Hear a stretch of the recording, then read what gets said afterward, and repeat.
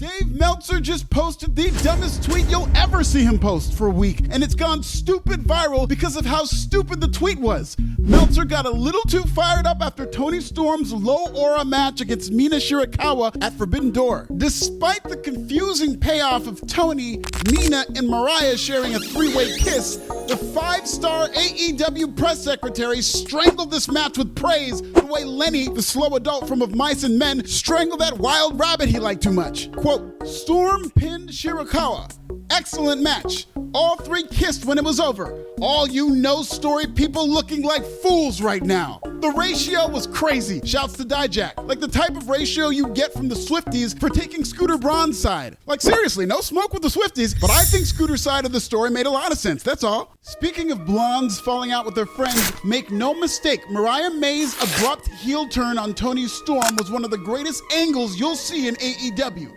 No, not stories, Dave, but angles. All these no-story people are looking like geniuses right now because AEW just skipped 2 months of storytelling and tension and went right for the heel turn. AEW is addicted to the pop because Tony Khan cares more about reactions than anticipation. The unadvertised debuts of CM Punk and Mercedes Money will tell you that. Toni Storm and Mariah May have been two bright spots during a dark period in AEW, but their split had zero advance warning, no tension, no brewing jealousy from Toni Storm, no budding insubordination from Mariah May over the course of weeks. It just happened, and it was unpredictable.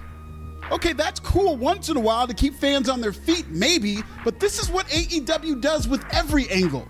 There's rarely ever any build to a big heel turn, debut, or plot twist. There are always surprises that don't give AEW a chance to build its audience for the big moment. Mind you, this is the same week that Rhea Ripley came back in a return that's been anticipated for weeks because of Liv Morgan's teasing of Dirty Dom. And just as Dom was about to fold like David Bix's stomach when he's sitting, back comes Mommy just in time for SummerSlam. Levels. At its best, WWE is great cinema. At its best, AEW is a viral TikTok. Just a fun moment that catches you off guard, and maybe you'll share it with the group chat. You're not gonna emotionally invest or anything, but boy, that hot tour girl's so crazy. As it looks to salvage ratings during a contract year, AEW has run one big angle after another with limited storytelling. That's great for the reaction in the building, but then fans can't anticipate the big angle, thereby enjoying it more. Like MJF just came back all dressed up like Triple H and even got himself an AEW bad bitch tattoo, only to turn heel like a month later on Daniel Garcia.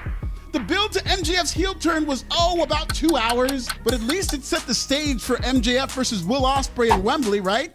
No. At least I don't think so, because that match is already booked for AEW 250 next week on the strength of one promo from MJF and one promo from Will Ospreay. What a build-up.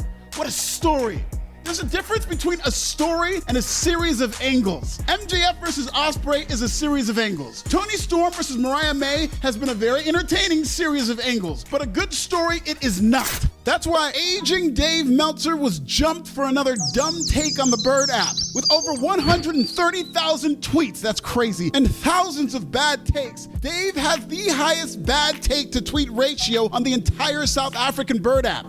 Dave Meltzer actually used the deflating payoff of Toni Storm versus Mina Shirakawa as a hill to die on to demonstrate AEW's great storytelling. That ending, which you can see just as easily by walking through a beaded curtain, is AEW's brilliant storytelling at work?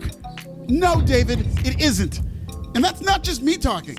That's the QTs and the replies talking. But Twitter isn't a real place. Having said that, YouTube, which is a very real place, just ask my bank account, has no shortage of comments that do not with Dave Meltzer. Quote, every time Dave Meltzer says something about AEW, it really just confirms to everyone that Dave Meltzer does not even have the slightest clue about what a story is.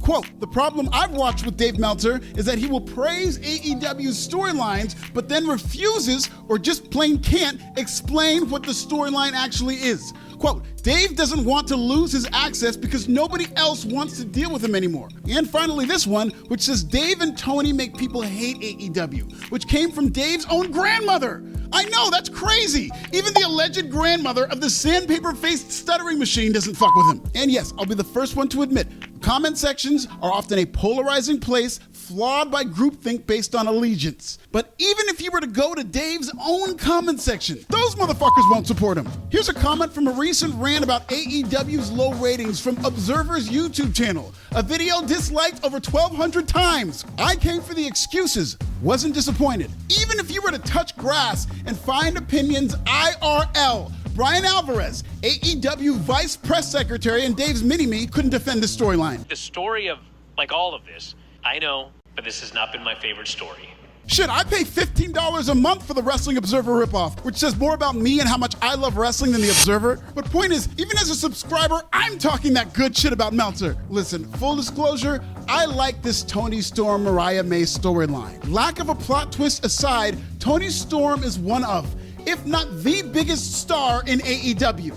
Mina Shirakawa walked through the forbidden door and out-charisma 90% of the AEW roster before she cut her first promo. And Mariah May has arguably been AEW's most successful free agent signing since CM Punk while that lasted. Which is wild because AEW backed up the Brinks truck for Okada and went on to ruin his career, Max Caster's words, and mine.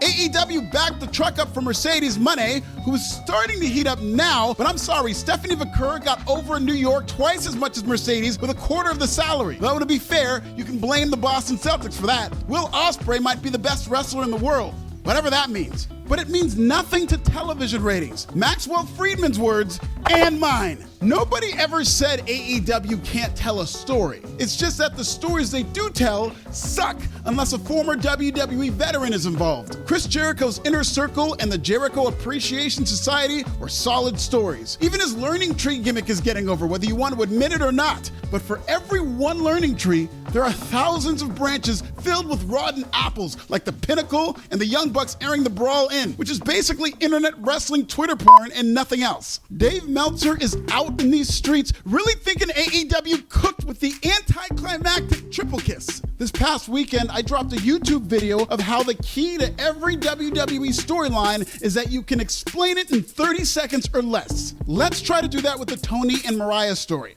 Start the clock. Okay, Toni Storm is a delusional but hilarious old Hollywood actress. She recruited Mariah May as her understudy, but Mariah comes from Stardom, where she formed an unbreakable bond with Mina Shirakawa. When Mina visited Mariah in AEW, Toni Storm became jealous of this relationship, which led to Toni challenging Mina to an AEW Women's World Championship match. Mariah May was torn, and AEW built up to a big moment where Mariah was going to make her choice. Whose side is she on? After an uneventful match where Toni beat Mina clean, Mariah May chose both of them. And they all hugged. Then they all kissed. Time. This ending had all the aura of the type of guy who brings a decibel counter to a wrestling show. But it was enough to convince Sling Blade Dave Meltzer that AEW has great storytelling. All of you are fools, I say, and AEW deserves all the money in WBD's declining budget to tell its stories. In fact, AEW is so good at telling stories, they don't even need some of its biggest stars. So they ran off Cody Rhodes, they ran off Jade Cargill, they've been ran off CM Punk, they're about to run off Ricky Starks and Wardlow, all while their press secretary, Dave Meltzer, the only person able to defend these stories with a straight sling blade face, is being torn apart by anybody within a 10-mile tweet.